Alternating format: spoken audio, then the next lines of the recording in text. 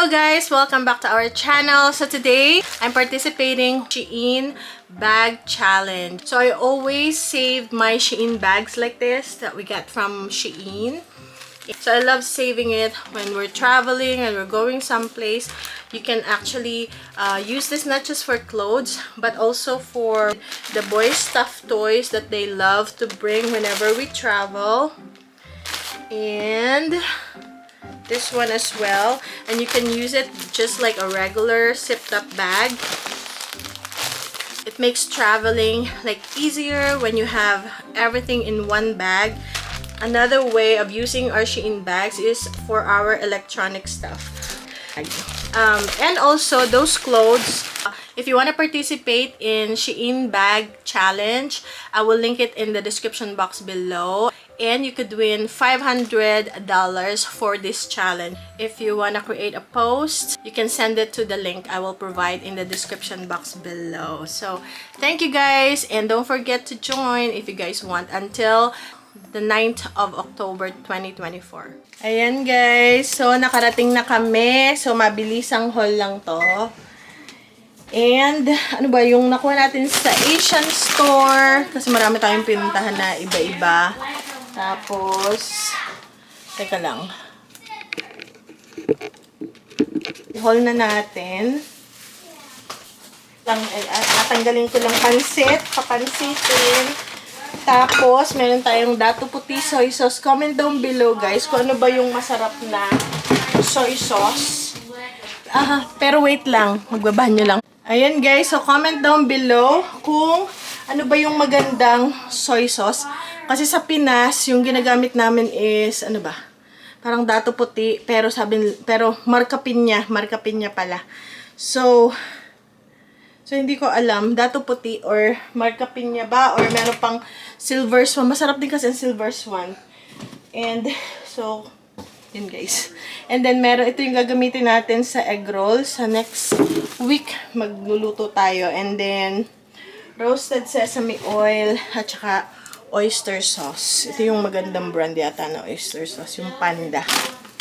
Ayan. So, yun lang yung nabili. At saka pala, syempre, ang ating rice. So, hindi mawawala ang ating rice. Oh, maganda tong box na to. Maganda tong box na to magamit. Yun namang isang grocery store na maganda. So, mga presyo maganda rin. Kaya ganun. So, eto, bumili tayo ng isang milk kasi meron pa tayong milk. So, isa lang. And then, chips. Ito, merong salted and unsalted chips. Ito yung Donkey. Ayan, gusto ko yung unsalted kasi minsan sobrang salty nung kanilang chips. So, ayan. Then, bumili rin tayo ng ground pork. At, naka 1 pound is $3.99. Naka on sale to. Kaya ako siya binili. Pwede akong maggawa ng Shanghai ni Ben. Also, mackerel. Tinry natin yung mackerel. Ito.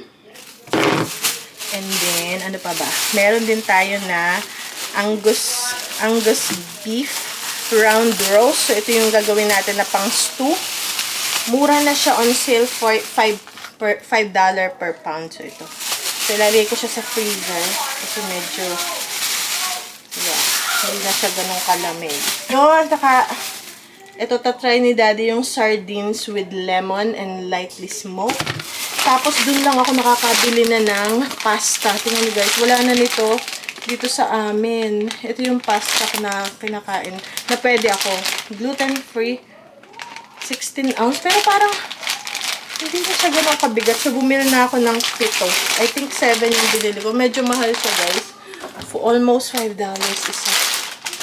Okay, so, nasan pa? At saka, ito paborito ng mga bata. Yung honeydew lemon. Honeydew melon. Ito pa. Ayan guys, oh. So, meron tayong pasta. Ito pa. Ito pa yung pasta. Medyo marami-raming pasta. 7 yung binili natin. And then, bumili rin ako ng chopped na kale kasi magagawa ako ng, kumain kami ngayon sa restaurant. Ang kinain ko is Tuscan soup or Supa Toscana. So, i-recreate ko siya. And, so, kailangan nito. Kasi fatty siya eh. Kasi sausage. So, i-recreate ko siya ulit. Nagawa ko na yun dati. Pero, lahat pala spicy sausage. Pero yung kinain ko ngayon walang spice. So, lalagyan lang natin ng chili, flakes. Ito rin, wild sardines ni Daddy. Ito pa pala. Ayan. Meron din tayong, yung pinunta namin doon is honey roasted peanut butter. Ayan, ito pa. Honey roasted peanut butter.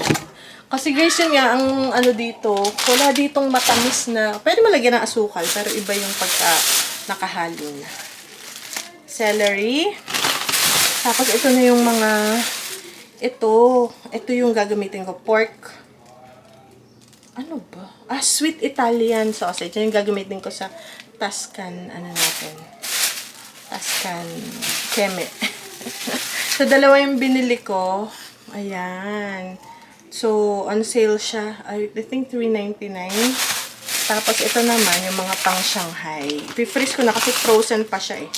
Siguro babagong Tapos, ito naman, buy 2, get 1 free. So, ayan, yung ating ground beef. Kasi bukas, magagawa ako ng spaghetti. Kasi ang tagal kong hindi nakapagawa ng spaghetti kasi nga wala tayong walang, anong tawag doon? Walang spaghetti na pwede sa akin. Ayan. Okay, so lagay muna natin to. Maliban dito kasi lulutuin natin tomorrow. So, saka na tayo mag-Tuscan. Kinabukasan na. Kasi bukas naka-schedule na spaghetti yung ating kakainin. Kailangan mag-stock kasi yung mga anak ko, grabe. Laging gutom. Tapos, meron din tayo na, ito yung tomato basil na pang, nag-stock na ako para hindi na kami bili ng bili. So, ito yung spaghetti sauce, tomato basil. $2.99 lang siya dun sa store na yun. So, dalawa, tatlo na. Mag-stock na tayo. Alright. And then, more mackerel. Tapos, meron din na may palibreng prutas. Ito. Mga bata. Pick one. Tapos, meron din tayong corn. So, may 6 na corn tayo. So, 50 cents isa. So, to $3 lang. So, next naman is yung sa Dollar Tree. Sa Dollar Tree naman, yung ating, ang tawag dito? Ating iho-haul. Ayan. So, ito pa pala yung sa Chinese store. Asian store kay Kuya. And then, sa Dollar Tree, nakakita ko ng gluten-free spaghetti.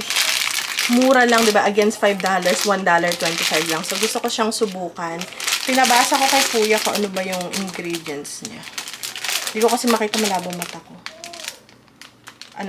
Corn, rice flour, mono, and diglycerides, propylene glycol, alginate, may contain so yun yung ingredients. Okay, so tatry natin yan. And then olives, tama, meron tayong spaghetti bukas. Meron din tayo na $1, fresh and soft. Gusto ko magawa ng ano yun? Yung ibibake. Wala pala akong cheese. But anyway, so yan. $1 na taco. Soft taco. Gluten-free siya. Pag nag-ano tayo, taco na lang. Pag nag-taco. And then, meron ding gatas pang leche flan. Kung mag-leche flan ako, meron na tayong $1.25 lang na evaporated milk. Ayan, California Farms. And then, meron din tayong pang eBay, pang online, natin, yung store. Ito rin. Ayan. And then, tatlo pala yung binili namin. Tatlo. And kasi may blackboard kami pag nagmamath kami. So, ito iba-ibang kulay para, nagmo-multiplication, ibang kulay, may puti, may, ayan. Kasi yung mga bata, mahilig sila sa Hot Wheels, especially pag braille, na iipon, mga ganun. And then, meron tayong coconut oil. Ayan, pamprito pag nag-egg roll. And then, another olives. And then, ito yung sa mga pusa. 4 to, pinakain na ni Daddy yung mga pusa. So, yan, 4. 3 na lang natira. And then, ito yung paborito ng asawa kong candy, Mike and Ike. So, yan, sa Dollar Tree. And then, si Ben, ito yung treat para sa pusa nila. And also, ito, taco. Kasi magtatako ako, ayan. So, tama lang yung size niya, 8 pieces. Kasi, merong malaki na 12 pieces. Hindi rin nauubos. May natitira na sa sayang. Okay, guys. So, yun lang yata yung aking haul. I think yun lang talaga. Yun lang. Dollar Tree. So, yun lang guys, and sana na-enjoy nyo itong ating video na ito, na gusto kong mag-recreate ng recipe na magmumula lahat galing sa Dollar Tree, kaya lang kulang-kulang yung aking ingredients. So next time na lang, parang Dollar Tree, may meat din doon so ito try natin. Siguro meat, tapos ito gaya nito, galing sa Dollar Tree, pwede to. Meat, at saka meron akong enchilada sauce. Enchilada sana yung gagawin ko. Kaya lang, nung bumalik ako, hindi ko na makita yung enchilada sauce kasi malaki. Hindi ko na maintindihan kung saan ba. Nagmamadali na kami. Ginabi na kami guys. Last option. So, yun lang guys. And sana enjoy nyo ang video na ito. And comment down below kung ano ba yung magandang brand ng toyo. Kasi minsan may toyo akong tinatry. Masyadong maalat. Meron naman, kulang sa alat, walang ninamnam, parang puro tubig. So, comment down below. So, hopefully, I know nakapag-try na ako ng dato puti, pero yung sa plastic. Ito kasi sa bote, which is, mas prefer ko yung sa bote kaysa sa plastic. So, comment down below kung ano pa yung masasuggest nyo na toyo. So, ngayon, dato puti muna. Wow, sobrang ano niya ha? Sobrang itim niya. Ayan. Okay guys, see you later!